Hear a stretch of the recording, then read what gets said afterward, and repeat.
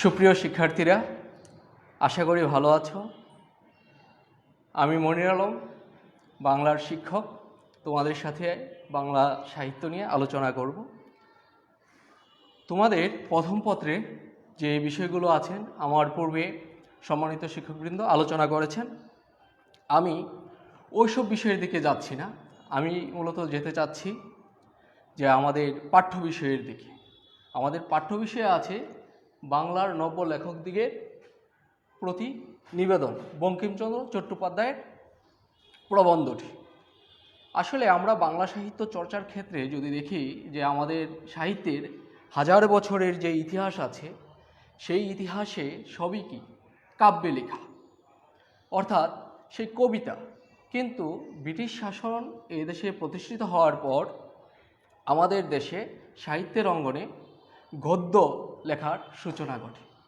মূলত পঞ্চানন কর্মকার কর্তৃক আমাদের যে বর্ণমালা আছে এগুলো আবিষ্কৃত হওয়া, পরবর্তীতে ফোর্ট উইলিয়াম কলেজের মধ্য দিয়ে প্রাতিষ্ঠানিকভাবে বাংলা শিক্ষার যে একটি ধারা তৈরি হয়, সেখান থেকে কি বাংলা গদ্যের সূচনা। এর পূর্বে ছিল দলিল দস্তাবেজে বা বিচার মীমাংসায় আপোস রফার ক্ষেত্রে সাধারণত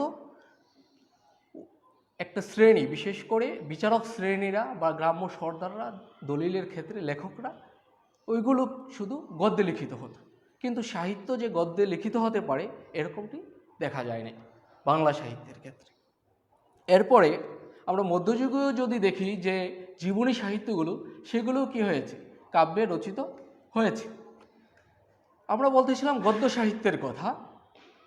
তো ফোর্ট উইলিয়াম কলেজ প্রতিষ্ঠার পর সেখানে চিন্তা করা হলো যে এই দেশে যারা ইংল্যান্ড থেকে আসে শাসন করার জন্য, তো শাসন করতে হলে তাদেরকে অবশ্যই নেটিভদের ভাষা জানতে হবে, নতুবা তারা সুচারুরূপে তাদের শাসন কার্য কি পরিচালনা করতে পারবে না। তাই ইংরেজ সিভিলিয়ানদের বাংলা শিক্ষার উদ্দেশ্যে সেই ফোর্ট উইলিয়াম কলেজে বাংলা শিক্ষা চালু হয় উইলিয়াম কেরির নেতৃত্বে। এরপরে মৃত্যুঞ্জয় বিদ্যালঙ্কার, রামরাম বসু, এই রকম আরও অনেক লেখক তারা কি করেছেন, বাংলা গদ্যটা কি হতে পারে সেই রকম একটি রূপ দেওয়ার চেষ্টা করলেন। কিন্তু তাদের সেই চেষ্টা ধীরে ধীরে প্রাতিষ্ঠানিক রূপ পেল। এখানে যে সংকটটি তৈরি হলো, দেখা গেল মৃত্যুঞ্জয় বিদ্যালঙ্কার তারা ছিলেন কি সংস্কৃত পণ্ডিত, অপরদিকে যে ইংরেজরা তাদের কাছে বাংলা ভাষা নেটিভ ভাষা যেই, সেখানে তাদের কাছে সংস্কৃতায়িত বাংলা ভাষা কি একই কথা। ফলে যে সংকটটা সেখানে তৈরি হয়েছে যে সেখানে সংস্কৃত বহুল বাংলা ভাষার প্রচলন শুরু হয়ে যায়। এবং এগুলো ছিল এই জনপদের মানুষের যে মুখের ভাষা ছিল, সেই মুখের ভাষার তুলনায় অনেক বেশি ভিন্নতর, এবং শিক্ষার মাধ্যম হিসাবে এই ভাষাটা যথাযথ ফলপ্রসূ হতে পারেনি।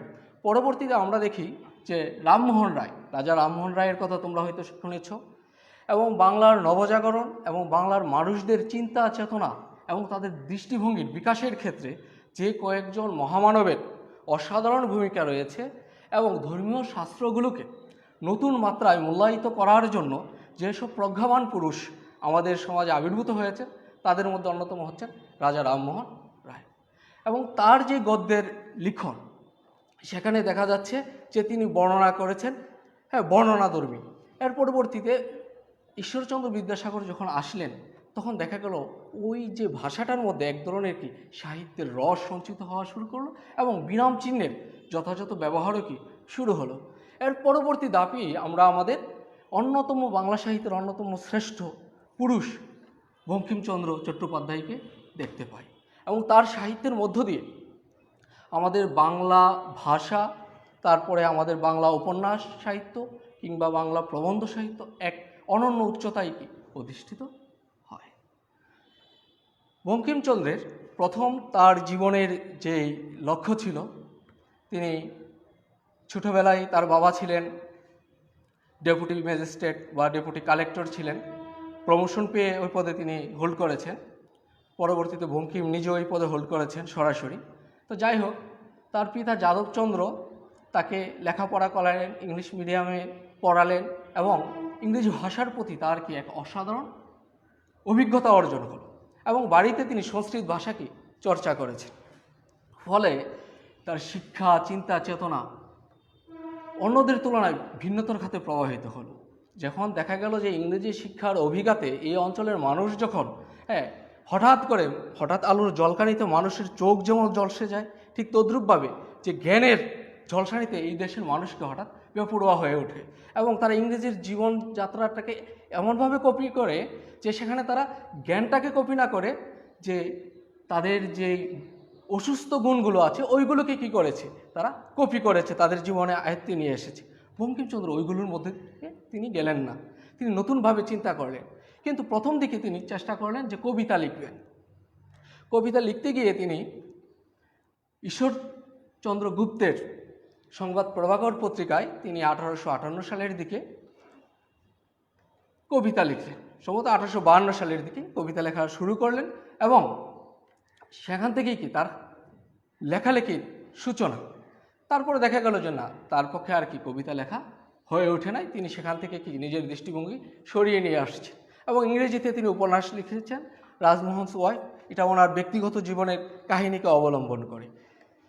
তার ব্যক্তিগত জীবন বলতে তার চোখের সামনে ঘটে যাওয়া একটি বিচারিক কাহিনীকে অবলম্বন করে কি তিনি এই রাজমোহন ওয়াইফ লিখেছিলেন। কিন্তু এইগুলো সাহিত্য সমাজে তেমন কোনো প্রতিক্রিয়ার সৃষ্টি করতে পারে নাই এবং তার জন্য কোনো খ্যাতিও কি বয়ে আনে নাই। তো বঙ্কিমচন্দ্র 1838 সালে তার জন্ম। তার পিতা যাদবচন্দ্র এবং ওনারা ছিলেন তৎকালীন সময়ের ব্রিটিশ শাসনের অধীনস্থ উচ্চপদস্থ কর্মচারী এবং সরকার এবং রাষ্ট্রের প্রতি তাদের ছিল কি, ব্রিটিশ রাজ্যের প্রতি তাদের ছিল একান্ত আনুগত্য ছিল। এরপরে তার মৃত্যু আমরা জানি 1894। এই সময়টার মধ্য দিয়ে আমাদের রাজনৈতিক কালপ্রবাহে এই বঙ্গ অঞ্চলের অনেক কিছুই ঘটে গেছে। যে আমরা দেখতে পাচ্ছি যে 1857 সালে সিপাহী বিদ্রোহ এবং ব্রিটিশদের বিরুদ্ধে ক্রমাগত কি আন্দোলন চলছেই। তো এই সময়টাই দুটি শ্রেণী, একটি হচ্ছে যে ব্রিটিশদের অধীনতার পাশ থেকে কি মুক্ত হওয়ার, আবার আরেকটি শ্রেণী আছে যারা ইংরেজি শিক্ষায় সুশিক্ষিত, তারা চাচ্ছে যে ব্রিটিশ রাজ এখানে কি কায়েম হোক এবং চলমান থাকুক। আর বঙ্কিমের যেই মোটোটা হচ্ছে, তার মূল উদ্দেশ্যটা হচ্ছে যে যেহেতু আন্দোলন করে ব্রিটিশ সরকারকে ঘটানো যাচ্ছেই না, তাহলে এমন একটি পরিস্থিতি আমাদের দরকার যে যেখানে আমরা তাদের সাথে সহযোগিতার মধ্য দিয়ে আমরা যেন তাদের সুশাসনের ফলটা কি উপভোগ করতে পারি। সেই দৃষ্টিকোণটা ছিল কি তাদের। তো এই প্রেক্ষাপটে বঙ্কিম তার লেখনী ধরেছে। বঙ্কিমের লেখার যে গুরুত্বপূর্ণ কথা তিনি বলেছেন যে যদি লেখনী ধারণ করিয়া মনুষ্য জাতির কোনো উপকার করিতে পারেন কিংবা সৌন্দর্য সৃষ্টি করিতে পারেন তাহলে কি অবশ্যই লিখি। সে কথাটা তোমাদের প্রবন্ধে আছে, আমরা পরবর্তীতে পড়ব। কিন্তু এটা কিন্তু খুব গুরুত্বপূর্ণ কথা একজন লেখকের প্রতি, একজন নবীন চিন্তাবিদের প্রতি কিংবা সৃষ্টিশীল সাহিত্যিকের জন্য খুবই বেশি কি গুরুত্বপূর্ণ হচ্ছে যে সে কী লিখবে, কীভাবে লিখবে। কিন্তু বঙ্কিমের সময়টাই নিয়ে যদি আমরা চিন্তা করি, আমরা কিন্তু আরও অনেক জটিল জটিল সমস্যার সম্মুখীন হচ্ছি যে আমাদের ভাষাটা কী হবে। একটা কি হবে সংস্কৃত বহুল ভাষা, নাকি এটা হবে যে আমাদের যে প্রচলিত ভাষা আছে মুখের ভাষা, যেটাকে আমরা পেরেচাঁদ মিত্র তারা আলালের ঘরের দুলাল লিখেছেন, ওই ভাষাটা হবে কি সাহিত্যের ভাষা। এই নিয়ে তৎকালীন সময়ে এক বিতণ্ডা হয়েছে আমাদের কি সাহিত্যিক বুদ্ধাদের মধ্যে। একদিকে আছে তারা বলতেছে যে না সংস্কৃতায়িত ভাষাই হবে কি বাংলার শিক্ষার ব্যবস্থা, আবার বলতেছে আরেক শ্রেণী বলতেছে যে না মানুষের মুখের যে কথ্য ভাষা আছে ওইটা কি হবে সাহিত্যের ভাষা। এক্ষেত্রে সবচেয়ে সুন্দর মীমাংসা দিয়েছেন বাংলা ভাষা প্রবন্ধে আমাদের বঙ্কিমচন্দ্র। তিনি ওই প্রবন্ধে, এটা সম্ভবত ডিগ্রিতে পাঠ্যসূচির অন্তর্ভুক্ত আছে, তোমরা দেখে নিলে পারবে একসময়, যে তিনি বাংলা ভাষাটা কী হওয়া উচিত এবং তিনি মধ্যমপন্থী চিন্তা চেতনা লালন করতেন এবং ভাষার ক্ষেত্রে কি তা ব্যবহার করতেন। এবং আমাদের সমাজে কিছু ধারণা আছে, হয়তো তোমরা তোমাদের উত্তরাধিকার সূত্রে বঙ্কিম সম্পর্কে কিছু ধারণা, কেউ নেতিবাচক ধারণা পোষণ করে, কেউ ইতিবাচক ধারণা পোষণ করে, সেগুলো আসলে উচ্চতর বিষয়, সেগুলো নিয়ে আমি তোমাদের সাথে আলোচনা করব না। কিন্তু বাংলা ভাষা এবং সাহিত্যের ক্ষেত্রে বঙ্কিমের যে অসাধারণ অনবদ্য অবদান আছে, এটা তার যে পরম শত্রু আছে সেও কি অস্বীকার করতে পারে না। এখন বঙ্কিমের যে কথা বলতেছিলাম, তার শুধু সাহিত্যকর্ম নয়, তার আরও একটি কর্ম আছে যে 1872 সালে তিনি বঙ্গদর্শন পত্রিকা কী করেছেন সম্পাদনা করেছেন। সেই বঙ্গদর্শনের মধ্য দিয়ে তিনি তৎকালীন বাংলাটাকে, বাংলার রাজনীতি, সমাজ, অর্থনীতি এবং কৃষকদের যে দুরবস্থা আছে এগুলো তিনি তুলে ধরেছেন। আসলে আমরা বঙ্কিমকে পাঠ করতে গিয়ে ক্ষুদ্র আঙ্গিকে যদি আমরা পাঠ করি তাহলে বঙ্কিমকে যথাযথভাবে কি আমরা অনুধাবন করতে পারবো না, কারণ তার চিন্তা চেতনা এবং তার হৃদয়ের যে ক্যানভাস আছে ওইটা অনেক বড়, অনেক বিশাল সেই আঙ্গিনা তার। যাই হোক, আমরা বঙ্কিমচন্দ্রের যে প্রবন্ধটি এখানে দেওয়া হয়েছে এর কিন্তু কতগুলো উদ্দেশ্য আছে। উদ্দেশ্যটা হচ্ছে যে নব্য লেখকদের প্রতি, অর্থাৎ আমাদের সমাজের যারা নতুন লেখক আছে, যারা লিখবেন বা লিখতেছেন তাদের প্রতি কি ওনার নিবেদন। এবং মনে রাখতে হবে আজ থেকে প্রায় 1885 সালে তিনি প্রচার পত্রিকায় এই প্রবন্ধটি লিখেছিলেন। অনেক দিন পূর্বের কথা, প্রায় 135 বছর পূর্বে।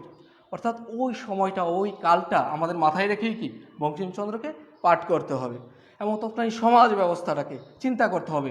সেখানে ছিল কৃষিভিত্তিক অর্থব্যবস্থা এবং সামন্ততান্ত্রিক ক্ষমতার কেন্দ্রবিন্দু। আমরা যেমন এখন গণতান্ত্রিক সমাজে বাস করি, তখন ছিল সামন্ততান্ত্রিক সমাজ, জমিদারি কি সর্বে সর্বা। তো সেই সমাজে থেকে তিনি চিন্তা করেছেন মানুষের অধিকার নিয়ে, মানুষের সাম্য নিয়ে, কৃষকদের দুরবস্থা নিয়ে এবং ধনবন্টনের যে সাম্যবাদী নীতি আছে ওইটা নিয়েও কি তিনি আলোচনা করেছেন।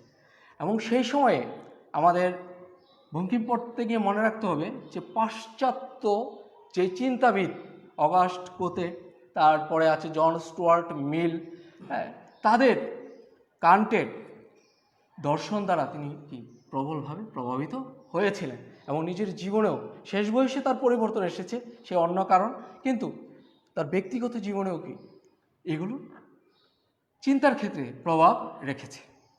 এবং তার চাকরির জীবনে তিনি আমাদের খুলনা অঞ্চলে চাকরি করেছেন, সেখানে নীলকররা যে অত্যাচার করত তাদের বিরুদ্ধে তিনি ভূমিকা রেখেছেন এবং মানুষদের, যাতে সাধারণ মানুষদের বিচার ব্যবস্থা যেন নির্বিঘ্নে চলে সেই দিকটিও তিনি দেখেছেন। তো তার চিন্তা চেতনা এবং সাহিত্যের কর্ম কি বহুবিধ। তো আমরা যে প্রবন্ধটি এখন তৎকালীন নব্য লেখক, মনে রাখতে হবে ওনার সময়কালের যারা নতুন লেখক আসছেন এবং যারা নতুন করে চিন্তা করছেন তাদের সম্পর্কে কি তিনি বলতে যাচ্ছেন যে তোমরা কি করে লিখবে। সেখানে এইগুলো কিন্তু ওই সময়টার ক্ষেত্রে প্রযোজ্য না। আজকে আমরা যারা আছি, আমাদের মধ্যে যারা লিখবে, তোমাদের মধ্যে যারা লিখবে, তাদের ক্ষেত্রেও কি সমভাবে প্রযোজ্য। শতভাগ প্রযোজ্য না হলেও 90 ভাগ প্রযোজ্য তোমাদের প্রতি। তো পাঠ্যসূচিতে বিশেষ করে সাহিত্যের কারিকুলাম যেখানে আছে সেখানে কয়েকটি উদ্দেশ্য নিয়ে প্রবন্ধগুলো বা কি কি পড়ানো হবে এগুলো সিলেক্ট করা হয়। এর মানে এই না যে এইগুলোই কি লেখকের শ্রেষ্ঠ রচনা। এখানে দুইটা জিনিস কাজ করে। প্রথমটা হচ্ছে এই বিষয়ে কোনো একটা বিষয়ের সম্পর্কে তোমাদের একটি প্রাথমিক ধারণা দিবে এবং দ্বিতীয় যে বিষয়টি হচ্ছে যে লেখকের যে লেখার যে বৈশিষ্ট্য এবং লেখকের লেখাগুলোর যেগুলো প্রতিনিধিত্বশীল ওই রকম একটি লেখা কি সম্পাদক মণ্ডলী সম্পাদনা করার চেষ্টা করেন, যাতে করে ওই পাঠকের, ওই লেখকের সাহিত্যটা পাঠ করে তুমি যেন কি তাকে মোটামুটি বুঝতে পারো এবং তার ভাষা ব্যবহারের ক্ষেত্রে তার সাথে তোমরা পরিচিত হতে পারো, কি ভাষাটা সে ব্যবহার করছে, কি চিন্তাটা কি সে করছে। এর ফলে আমরা আমাদের এই পাঠ্যসূচিতে যতজন লেখক কবি তাদেরকে আমরা দেখতে পাবো। সেখানে দেখবে প্রত্যেকের ভাষা বৈশিষ্ট্য কি ভিন্ন। আর একটি জিনিস, সাহিত্য কোনোদিন ব্যাখ্যা বিশ্লেষণ হয় না, সাহিত্যকে পাঠ করতে হয়। তুমি যখন পাঠক, তুমি সেখানে পাঠ করবে। রবীন্দ্র সাহিত্য তুমি যতই ব্যাখ্যা করো, বঙ্কিমের সাহিত্য যতই ব্যাখ্যা করি, নজরুলকে যতই ব্যাখ্যা করি না কেন, এই সাহিত্যটা কিন্তু আমরা কি পরের মুখে মিষ্টি খাওয়ার মতো মনে হবে। তোমাকে পাঠ করেই তার সাহিত্যের যে রস আছে সেই রসাস্বাদন তোমাকে করতে হবে এবং বুঝতে হবে। এবং জ্ঞান বিজ্ঞান চর্চার ক্ষেত্রে এখানে যারা মানবিক বিভাগের আছো কিংবা বিজ্ঞান ব্যবসায় শিক্ষা, তোমাদের প্রত্যেকের জন্য অত্যন্ত এক তো আছে বাধ্যতামূলক তোমার পরীক্ষার জন্য, তা বাদেও তোমরা যখন ইউনিভার্সিটিতে ভর্তি হবে তখন কিন্তু বাংলা ছাড়া কি তোমাদের পরীক্ষাই হবে না, মাতৃভাষার উপর তোমার পরীক্ষা থাকবে। অর্থাৎ বাংলা সাহিত্য যা পড়ছো তার মধ্যে থেকে কম বেশি তোমাদের নাম্বার থাকবে। এগুলো যত্ন সহকারে তোমরা বসে বসে খুঁটিয়ে খুঁটিয়ে পড়বে। এগুলো কাজে লাগবে, ব্যাকরণগুলো ভালো করে দেখবে আমরা যখন আলোচনা করি। যাক, যে কথা বলতেছিলাম যে বঙ্কিমের এই সাহিত্যের প্রবন্ধ লেখার যে ধারা, সেই ধারায় তিনি কতগুলো ক্যাটাগরিতে ভাগ করা যায়। একটা হচ্ছে তিনি ব্যঙ্গরসাত্মকভাবে প্রকাশ করেছেন, যেমন কমলাকান্তের দপ্তর, মুচিরামগুড়ের আত্মকথা, এরকম মুচিরামগুড়ের কথা, এগুলোর মধ্যে তিনি কি করেছেন, ব্যঙ্গের একটা এই যে ব্যঙ্গাত্মক অঙ্গ রচনাভঙ্গির মধ্য দিয়ে তিনি কি করেছেন, সত্যটাকে প্রকাশ করার চেষ্টা করেছেন। এটাকে বলা হয় যে এক ধরনের চাবকের আঘাত। হ্যাঁ, মুখে হাসির কথা থাকবে এবং পরবর্তীতে মনে হবে যে না, কথাগুলো আসলে হাসির নয়, এর পেছনে আছে কি অনেক বেশি বেদনা, অনেক বেশি যন্ত্রণা, অনেক বেশি হাহাকার, বা অনেক বেশি শোষণ, নিপীড়ন, নিষ্পেষণের যে নানামাত্রিক কাহিনী আছে, সব কিছু কি ওর মধ্য দিয়ে বর্ণিত হয়। তো বঙ্কিমের এখানের যে প্রবন্ধটি আছে এটি মূলত হচ্ছে চিন্তামূলক প্রবন্ধ। তো এই প্রবন্ধে তিনি বলেছেন যশের জন্য লিখিবেন না, অর্থাৎ সুনাম সুখ্যাতি এগুলো অর্জন করার জন্য কি লেখনী ধারণ করা যাবে না। লিখতে হবে মনের আনন্দে, কিংবা লিখতে হবে কোনো মানব বা সমাজের কল্যাণের জন্য। এবং যশের নিমিত্তে যদি কেউ লিখতে যায় তাহলে কি তার লেখা ভালো হবে না, তার লেখা কি হয়ে যাবে, ওই পাঠকের দিকে দৃষ্টি রেখেই কি সে তার কর্তব্য কর্ম সম্পাদন করবে। ফলে সাহিত্য যে চিরন্তন হয়ে ওঠার যে একটি বৈশিষ্ট্য, সাহিত্য কিন্তু সংবাদপত্র না। সংবাদপত্র যত কিছুই থাকুক, যত গুরুত্বপূর্ণই হোক, আমরা পাঠ করার পর কি রেখে দিই, কিন্তু সাহিত্য তুমি যদি শেষের কবিতা আজকে পড়ো, 100 বছর পরেও কি পরবর্তী আরেকজন কি তা পড়তে পারবে, সেও কি তার মতন করে ওইখান থেকে কি রস আস্বাদন করতে পারবে, তার চিন্তা সেখান থেকে কি সে নিতে পারবে। তারপরে লেখা ভালো হলে যশ অবশ্যই কি আসবে, সে আপনা আপনিই কি চলে আসবে। এখন লেখা ভালো করতে হবে, সেই জন্য যারা পাঠক আছে তাদের দিকে দৃষ্টি না দিয়ে যে বিষয়ে লেখক লিখবেন সেই বিষয়ে তার আন্তরিকতা এবং সততার সাথে তাকে কি করতে হবে, লিখতে হবে। আমরা এই প্রবন্ধটিতে দেখতে পাই যে 13টি বৈশিষ্ট্যের কথা কি তিনি উল্লেখ করেছেন, এবং 13টি বৈশিষ্ট্যই কি খুব গুরুত্বপূর্ণ। কারণ এই বয়সটাই কি সৃষ্টিশীলতার বয়স। তোমরা যারা সৃষ্টিশীল হবে, কবি হবে, সাহিত্যিক হবে, দার্শনিক হবে, বিজ্ঞানী হবে, হ্যাঁ, বড় বড় ব্যবসায়ী হবে, বা অর্থনীতি নিয়ে যারা চিন্তা করবে, তাদের ক্ষেত্রে কিন্তু এই প্রবন্ধটি গুরুত্বপূর্ণ। কি করে তাকে লিখতে হবে, কি করে তার চিন্তা করতে হবে, সব একটি মোটামুটি সামারাইজেশন এখানে কি তিনি পয়েন্ট আকারে তুলে ধরেছেন। তারপরে বলছে টাকার জন্য লিখবেন না। ইউরোপে এখন অনেক লোক টাকার জন্য লিখে, তারা টাকাও পায় এবং লেখাও কি তাদের ভালো হয়। অর্থাৎ প্রত্যেকটা জিনিসেরই কি সূচনা লগ্ন আছে। বঙ্কিম যখন বাংলা সাহিত্যে পদার্পণ করেন ওই সময়টা হচ্ছে বাংলা গদ্যের সূচনাকাল, প্রাথমিক অবস্থা। এই অবস্থায় যদি কোনো লেখক চিন্তা করে যে তিনি লিখে অর্থনৈতিকভাবে স্বাবলম্বী হয়ে যাবেন, যেমন ইংল্যান্ডে হচ্ছে, অনেকের পেশাটাই ছিল কি লেখা, এবং প্রচুর আয় হতো এবং তারা বিলাসবহুল জীবনযাপন করতে পারতেন তাদের লেখা আয়ের মধ্য দিয়ে, তাহলে সেই সমাজটা, সেই প্রেক্ষাপটটা কি বাংলায় নাই। সেখানে প্রচুর পাঠক আছে এবং চিন্তা করার মতো প্রচুর লোক আছে, এবং লেখার জন্য যে ভাষার যে একটি স্ট্যান্ডার্ডনেস সেটাও কি তৈরি হয়ে গেছে। কিন্তু বাংলায় তো বঙ্কিমের সময় তো কোন ভাষায় লেখা হবে এবং লেখকরা কোন ভাষায় তার চিন্তা প্রকাশ করবেন, ওইটা নিয়ে কি দ্বন্দ্বের সুরাহা হয় নাই। তারপরে গদ্য লেখা সবেমাত্র কি শুরু হয়েছে এবং তার পরিপূর্ণতা কি আসে নাই, এবং পাঠকও পরিপূর্ণভাবে সেই গদ্য পাঠ করার মতো নিজেদেরকে উপযুক্ত পাঠক হিসেবেও কি তৎকালীন সময় গঠন করতে পারে নাই। যাক, এখন বলছে যে আমাদের ক্ষেত্রেও কি এইরকম করলে হবে না, কারণ ইউরোপের সমাজ ব্যবস্থা, ইউরোপের পাঠক এবং লেখকদের অবস্থা আমাদের এখনও কি হয় নাই। এখন যদি অর্থের উদ্দেশ্যে লিখতে যায় তাহলে কি তার লেখায় বিচ্যুতি ঘটবে, তিনি একটি নির্দিষ্ট মতবাদের দিকে কি ঝুঁকে পড়বেন, যেখানে তার টু পয়সা কি ইনকাম হয়, অর্থ কি তার কাছে আসে। এরপর এখন আমাদিগের দেশের সাধারণ পাঠকের রুচি ও শিক্ষা বিবেচনা করিয়া লোকরঞ্জন করিতে গেলে রচনা বিকৃত এবং অনিষ্টকর হইয়া উঠিবে। যা বলছিলাম যে এখন মানুষের যেই ইচ্ছা আকাঙ্ক্ষা, তাদের যে রুচি, সেই রুচিও কি এখনও পরিপূর্ণভাবে গঠিত হয়নি। আমরা যদি এই যে 17 শতকের নাটকগুলোর দিকে দেখি, যে সেখানে দেখবো যে রুচির ক্ষেত্রে কি এক ধরনের স্থূলতা আছে, এক ধরনের অশ্লীলতা আছে, যার ফলে কি হচ্ছে, তার যে সূক্ষ্ম মার্জিত রুচিবোধ, ওই রুচিবোধ কিন্তু তাদের মধ্যে তৈরি হচ্ছে না। তো ধীরে ধীরে এই রুচিবোধগুলো হয়। একটি জাতির রুচিবোধ কি একদিনে তৈরি হয় না। তো এই ক্ষেত্রে যে তোমরা হয়তো নাম শুনে থাকবে যে আহমদ ছফার নাম, তিনি বাংলার একজন প্রাজ্ঞ মনীষী। তার লেখার সাথে তোমরা পরিচয় না হলে ভবিষ্যতে পরিচিত হবে। তো তিনি বলছেন একটি জাতিকে চেনা যায় দুইটি দিক থেকে, একটি হচ্ছে কাঁচা বাজারে গেলে, আরেকটি হচ্ছে কি তার বইয়ের দোকানে গেলে। হ্যাঁ, সেই জাতির মনস্তত্ত্ব কি স্পষ্টভাবে বোঝা যায়। তো আমাদের যে মনস্তত্ত্ব, আমরা জাতি হিসেবে তো জানোই।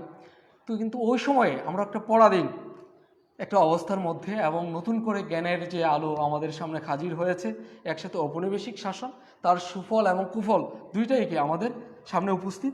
তো সেই সময়ে দেখা যাচ্ছে যে এক শ্রেণী যারা হঠাৎ করে ধনী হয়ে উঠেছে, যেটাকে নব্য ধনিক শ্রেণী, যেটাকে ইয়ং বেঙ্গল শ্রেণী বলা হয়। তো তারা ব্রিটিশ সরকারের সাথে রিয়াজও করে প্রচুর অর্থবিত্তের মালিক হয়ে গেছে। কিন্তু তাদের যে সাহিত্যের রুচিবোধ তখনই কি ঘরে ওঠে না, কিন্তু হাতে প্রচুর পয়সা। ফলে রবীন্দ্রনাথের ভাষায় তারা কি স্থূল বিনোদন এবং তারা সাহিত্যের আমোদ চেতনা, তারা কি সেখানে এক ধরনের বিলাসিতা এবং তাদের আত্মার যে কলুষিত ভাব আছে, এইগুলোকে যেগুলো উত্তেজিত করে, সেই রকম সাহিত্য কি তারা চাইত।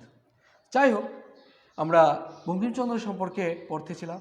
আর বঙ্কিমচন্দ্র সম্পর্কে জানতে হলে আমাদের আরও দুইটা জিনিস খুব গুরুত্বপূর্ণ দেখতে হবে। যে একটা হচ্ছে যে আধুনিক বাংলা সাহিত্য নামক একটি গ্রন্থ আছে, রবীন্দ্রনাথ লিখেছেন।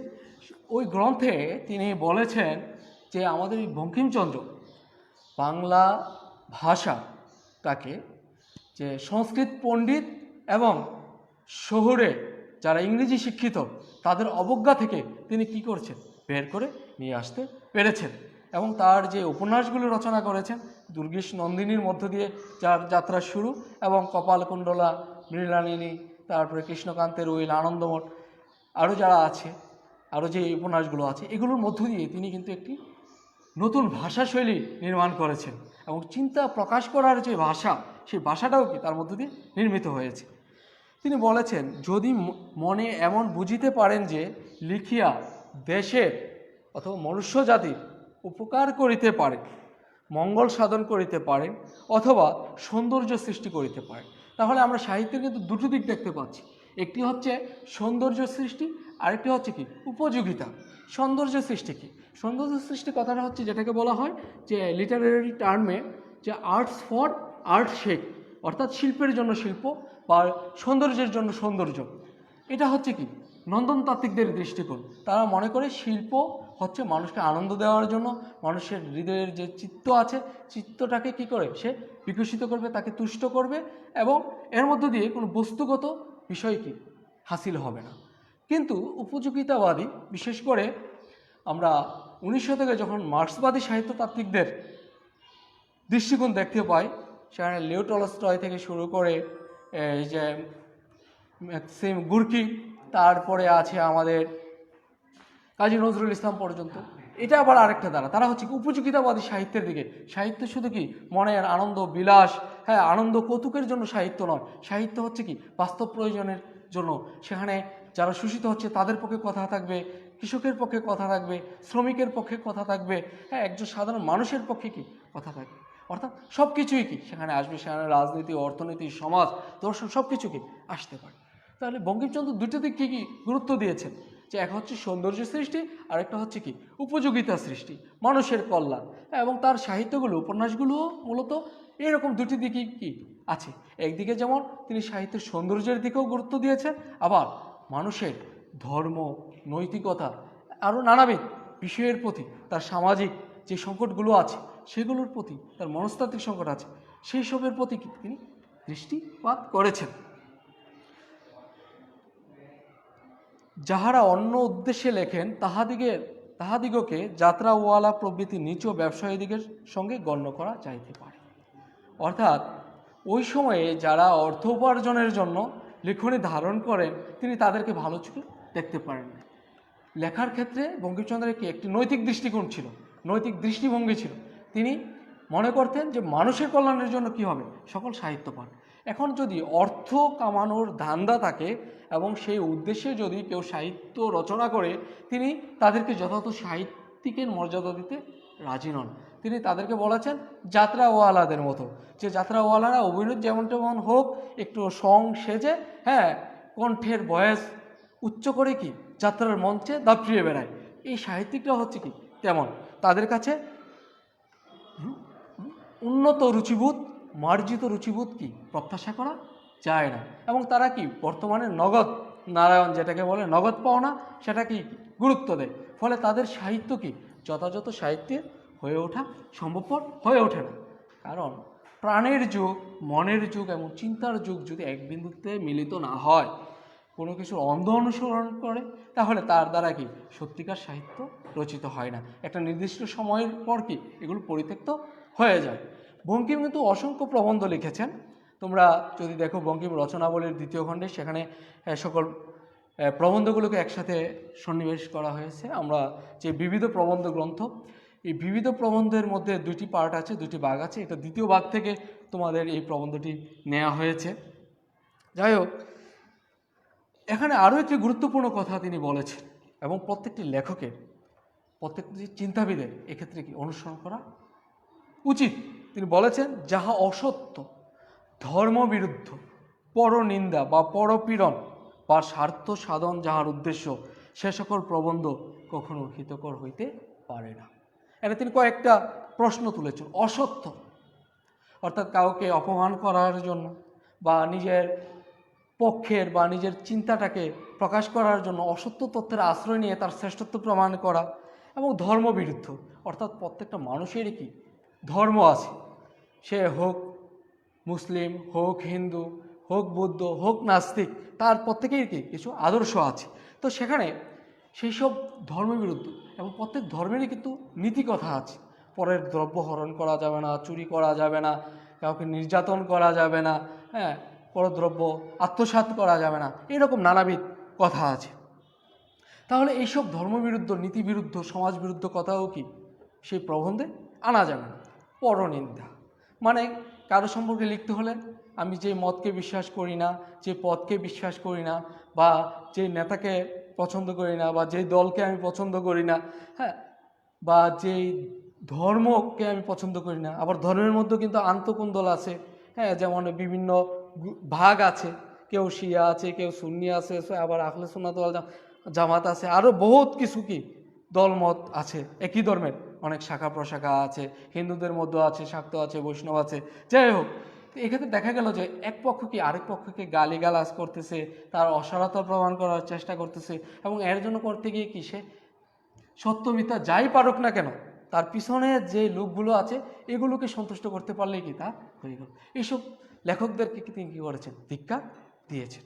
এবং পরপীড়ন অর্থাৎ কারো লিখনি দ্বারা অন্যকে কষ্ট দেওয়া, তার শারীরিক, মানসিক, আর্থিক তার সম্মানকে ক্ষুণ্ণ করা এক ধরনের অপরাধ। আরেকটা হচ্ছে কি স্বার্থ, দান্দাবাদ যেটাকে আমাদের আঞ্চলিক ভাষায় বলে।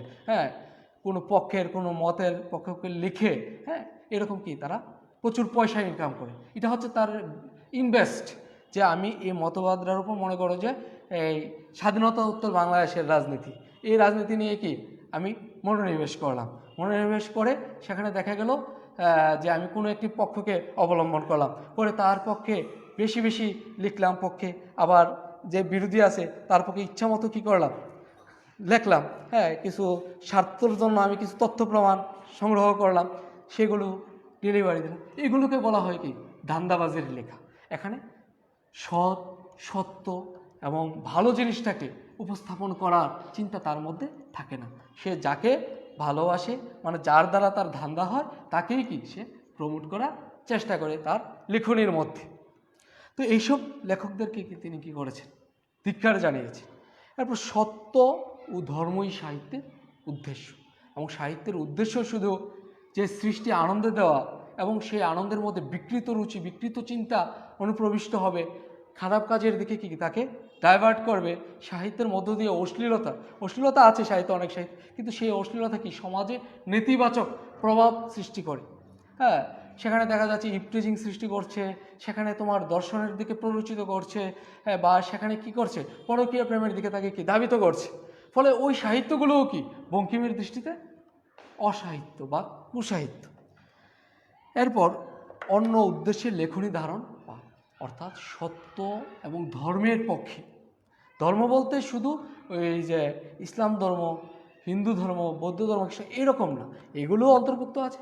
তারপরেও কি মানুষের কতগুলো ধর্ম আছে, যেমন সকল মানুষকে আমরা ক্ষুধা পাই, ক্ষুধার্ত মানুষের প্রতি মমতা বোধ, এটা কিন্তু শুধু এক ধর্মেরই কথা না, সকল যারা ধর্মে বিশ্বাস করে না, হ্যাঁ, তারাও কি বিশ্বাস করে যে একজন মানুষ ক্ষুধার্ত, তার কি খাদ্যের প্রয়োজন, তার এই অভাবটার প্রয়োজন, এবং এটা পূরণের জন্য কি তার ব্যবস্থা করতে হবে। এরপর যাহা লিখিবেন তাহা কি সাথে সাথে ছাপাবেন। এখন আমরা মনে করো যে আমরা একটা কবিতা লিখলাম, এখনই একটি কবিতা লিখলাম, কবিতার ভাব উদয় হয়েছে, কবিতাটা লেখার পর কি করেছি, সাথে সাথে ছাপিয়ে দিতে লেখক নিষেধ করেছে। আমরা যদি রবীন্দ্রনাথ নজরুলের জীবনে দেখি, তারা কবিতার মধ্যে প্রচুর কাটাকাটি করেছে এবং তারা লিখেছেন, ভেবেছেন, শব্দ বাদ দিয়েছেন, লাইন বাদ দিয়েছেন, আবার সংযোজন, নতুন করে সংযোজন করেছেন এবং একটি সুন্দর কাঠামোর মধ্যে কি কবিতাটি নিয়ে এসেছে, পরবর্তীতে কি তারা প্রকাশ করেছে।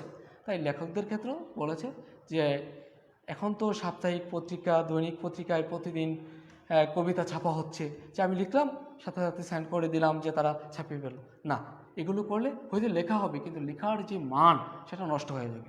এবং কিছুদিন রাখলে একটি প্রবন্ধ বা একটি উপন্যাস তুমি লিখলে, লেখার পর তুমি কিছুদিন রেখে দিলে, আবার যখন এই উপন্যাসটিকে তুমি রিভাইজ করবে, নতুন করে দেখবে, তখন এর মধ্যে কোথায় ভুল আছে, কোথায় চরিত্রের বিকাশটা ঠিকমতো হয় নাই, বা কোথায় প্রবন্ধের ভাষাগত জটিলতা আছে, কোথায় চিন্তাগত সমস্যা আছে, বা তোমার মধ্যে যে চিন্তাগত যে পরিবর্তন হয়েছে তাও কি সেখানে তুমি দেখতে পাবে, এবং কোথায় সংযোজন করতে হবে, কোথায় বিয়োজন করতে হবে, ওইটা বুঝতে পারবে। কাব্য, নাটক, উপন্যাস 2-1 বছর ফেলিয়া রাখিয়া তারপর সংশোধন করিলে বিশেষ উৎকর্ষ লাভ করে। অর্থাৎ সাথে সাথে তার রচনা করে লিখে প্রকাশ না করে কয়েক বছর পরে প্রকাশ করলে এর মধ্যে কি যথার্থ উৎকর্ষতা লাভ করে। এখন যে আবার তারা হচ্ছে চিন্তাশীল ঔপন্যাসিক, আবার আছে যারা আছে কি স্বভাবসিদ্ধ ঔপন্যাসিক, তারা প্রচুর লিখতে পারে, বিরল, তাদের প্রতিভাও অসামান্য, অবশ্যই স্বীকার করতে হবে। একই সাথে আমরা যদি হুমায়ুন আহমেদের কথা বলতে পারি যে তিনি প্রচুর লিখেছেন এবং অনেক লেখাই কি ওনার মানসম্মত, এবং তিনি প্রচুর লিখতে পারতেন। এতদিনে একটা উপন্যাস 2 বছর 5 বছর ফেলে রাখা তার পক্ষে সম্ভব ছিল না। কিন্তু নতুন সেই 17 শতকে যারা লেখক আছে তাদের জন্য এত বিরল প্রজ হওয়া সম্ভব ছিল না, কারণ এত পাঠক ছিল না, এত প্রচার যন্ত্র ছিল না, এবং লেখকের পক্ষে এত রচনা করে সেগুলো কি পাঠকের দুর্গরায় পৌঁছে দেওয়াও কি সম্ভব ছিল না, এবং তত পাঠকও কি তৈরি হয় নাই, কারণ শিক্ষার হার তো বেশি ছিল না, অল্প কিছু শিক্ষিত লোক ছিল, এবং প্রতিষ্ঠানও কি তেমন ছিল না। তাহলে এই শিক্ষাটা আসবে কোথা থেকে, এবং লেখকের এই রচনা কে পড়বে? তাই ওই সময়টা ছিল যে এত চিন্তা করা যাবে, কি বলা হয়, এই রেখে দেওয়া রাখবে, এবং কি দ্রুত কি প্রকাশ করা যাবে না, এবং সেটাকে কেটে ছেটে মসৃণ করে, যেমন এই যে কাঠ খোদাই দেখবি মিস্ত্রিরা কী করে, এগুলোকে খোদাই করে ধীরে ধীরে এগুলো শিরিষ কাগজ দিয়ে মুছে অনেক যত্নের সাথে কি তারা নকশা খোদাই করে কাঠের মধ্যে।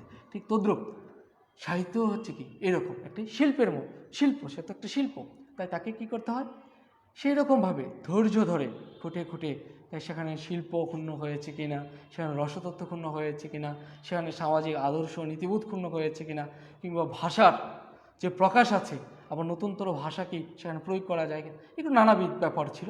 ফলে লেখকদেরকে কিন্তু বলেছেন যে কিছুদিন কি অপেক্ষা করে লেখবার জন্য, আবার প্রকাশ করার জন্য। এরপরে দেখো, যাহারা সাময়িক সাহিত্যের কার্যব্রতী তাহাদের পক্ষে এই নিয়ম রক্ষা কঠিয়া ওঠে না। এখন দেখা গেল এগুলো হচ্ছে যদি তুমি উপন্যাস লেখো, কাব্য লেখো, পরবর্তীতে প্রকাশ করতে চাও, কিন্তু সাময়িক পত্রগুলো কিভাবে চলবে? যেখানে পাক্ষিক আছে, সাপ্তাহিক আছে। দেখা যাচ্ছে বঙ্কিমচন্দ্র নিজেও কি একটি পত্রিকা প্রকাশ করতেন, বঙ্গদর্শন পত্রিকা। তো এই বঙ্গদর্শনে লিখতে হলে কি তাকে দীর্ঘদিন ফেলে রাখা কি সম্ভব হতো না, বা অন্য নবীন লেখকরা যারা আছে তারাও কি করতো, সেখানে জমা দিত, নির্দিষ্ট সময়ের পর পর পত্রিকা প্রকাশ হতো, তাহলে এই সময়ের ভিতরেই কি তাকে জমা দিতে হতো। এখানে এত বেশি সময় নিয়ে এত বেশি কালক্ষেপণ করে রচনা কি দেওয়া সম্ভব হতো না। এজন্য সাময়িক সাহিত্য লেখকের পক্ষে অবনতিকর। তাই তিনি বলতে চাচ্ছেন যে সাহিত্যের যে প্রকার আছে, একটা হচ্ছে চিরন্তন, যেটাকে ক্লাসিক্যাল সাহিত্য আমরা বলতে পারি, আরেকটা হচ্ছে কি সাময়িক সাহিত্য। তো সেই সাময়িক সাহিত্যগুলো হচ্ছে কি লেখকের পক্ষে ক্ষতিকর, তারা কারণ চিন্তা করার সুযোগ পান না। এবং তিনি কবিতা লিখেছেন, প্রবন্ধ লিখেছেন, এটাকে কি করতে হচ্ছে, হ্যাঁ, দু একদিনের সময়ের মধ্যেই কি সেখানে পত্রিকা বরাবর তাকে পাঠিয়ে দিতে হচ্ছে। ফলে তাকে বারবার চিন্তা করে এখানের যে ক্রমাগত পরিবর্তন, সংশোধন, এগুলো কি তার পক্ষে করা সম্ভব হয় না। যে বিষয়ে যাহার অধিকার নাই সে বিষয়ে তার হস্তক্ষেপ অকর্তব্য। এখন আমাদের সমাজে দেখা যাচ্ছে কি মানুষের মধ্যে যে সর্ববিদ্যা বিশারদ, যে পণ্ডিত যেটাকে বলা হয়, যে সে কি সব বিষয়ে কি জানে, আসলে যে সব বিষয়ে জানে কি সে কোনো বিষয়ে কি পূর্ণাঙ্গ জানে না। অর্থাৎ তাকে কোনো একটা বিষয়ে, কারণ প্রত্যেকটা বিষয় কি বিশাল, তুমি যদি বাংলা সাহিত্যের কথাই বলো তাহলে যে তিনি বাংলা সাহিত্যে দক্ষ ব্যক্তি, কিন্তু বাংলা সাহিত্য কিন্তু ছোটো ক্যানভাস না। সেখানে তোমাকে আছে কি আছে, ছোটো গল্পের এক বিশাল ক্যানভাস আছে, সেখানে উপন্যাসের বিশাল ক্যানভাস আছে, সেখানে নাটকের আছে, সেখানে কাব্যের আছে, সেখানে প্রবন্ধের আছে। এখন কোনো ব্যক্তি কোনো একটি ধারা তারা শুধু আজীবন সে পাঠ করেই শেষ করতে পারবে না, তাহলে তাহলে তার কারো পক্ষেই কি শেষ হতে পারে। আবার আছে কি ব্যাকরণের এক বিশাল ধারা। অর্থাৎ আমাদের পাঠটা হচ্ছে যে বিষয়ে বিশেষ অভিজ্ঞ সেই বিষয়ে লিখবে। অর্থাৎ দেখা গেল যে একজন সাহিত্যের ছাত্র কেউ যদি ব্যক্তিগতভাবে চর্চা করে সে হতে পারে, সে অর্থনীতিবিদ হইতে পারে, কিন্তু তার প্রচুর পাঠ করতে হবে। কিন্তু সাধারণভাবে একজন সাহিত্যের ছাত্রের অর্থনীতি সম্পর্কে মতবাদ দেওয়াটা কি অনেক বেশি কঠিন। তো দেখা যাচ্ছে যারা সাময়িক পত্রিকায় লেখালেখি করে তারা কি দেখা যাচ্ছে যে আর্টসের ছাত্র সে কি বিজ্ঞান বিষয়েও কি প্রবন্ধ লিখে ফেলতেছে, মানে কোনো রকমই কি বাজারে কার্তিক কিছু তথ্য ডাটা ইনফরমেশন সংগ্রহ করে, প্রাথমিক জ্ঞানগুলো সংগ্রহ করে তার ভাষাটাকে একটা সুন্দরভাবে কি সে প্রেজেন্টেশন করে প্রকাশ করে দিচ্ছে। হ্যাঁ, কাজ চলে যাচ্ছে, কিন্তু এগুলো যথাযথ কাজ নয় বলে বঙ্কিম আমাদের বলেছেন। এবং আমাদেরও উচিত আমরা যে বিষয়ে দক্ষ এবং যে বিষয়ে আমাদের পঠন পাঠন বেশি আমরা সেই বিষয় সম্পর্কেই কি লিখতে যাব। এবং যে বিষয়ের প্রতি আমার আগ্রহ আছে, যে তুমি সাহিত্যের ছাত্র কিন্তু তোমার আগ্রহ হচ্ছে কি ফিলোসফির প্রতি, তাহলে তুমি প্রচুর ফিলোসফি পড়লে এবং সেই অনুযায়ী কি তুমি লিখতে পারো, কিন্তু তোমাকে আগে যোগ্যতাটা কি অর্জন করতে হবে। না করে যদি সেখানে ধরতে যায় তাহলে কি হয়ে যায়, অল্প বিদ্যা ভয়ঙ্করী হয়ে ওঠে। বিদ্যা প্রকাশের চেষ্টা পাঠকের অতিশয় বিরক্তিকর। অর্থাৎ লেখক যদি অধিক পাণ্ডিত্য দেখানোর চেষ্টা করে, মানে যে কথাটা তিনি বলতে চাচ্ছেন যেটাকে সহজ করে বলা যায়, সুন্দর সাবলীলভাবে উপস্থাপন করা যায়, ওইটাকে যদি তিনি এমন জটিল কঠিন এবং এমন তথ্য মতবাদ এনে উপস্থাপন করে কি পাঠকের অবস্থা কি গলদঘর্ম হয়ে ওঠে, সেখানে কিন্তু তার লিখনে কি সার্থকতা লাভ করবে না। একটা হচ্ছে পাঠকতা বুঝতে পারলো না, কেউ পাঠই করলো না।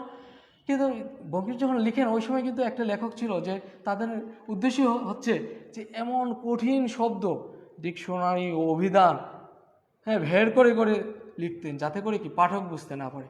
এরা ভাবতো যে লোকজন যত বুঝতে পারবে না ততই কি আমাকে পণ্ডিত মনে করবে, এরকম একটি ভ্রান্ত ধারণা তাদের মধ্যে ছিল। সেরকম লেখকদের প্রতি বঙ্কিম তার বিভিন্ন লেখায় উষ্মা প্রকাশ করেছে।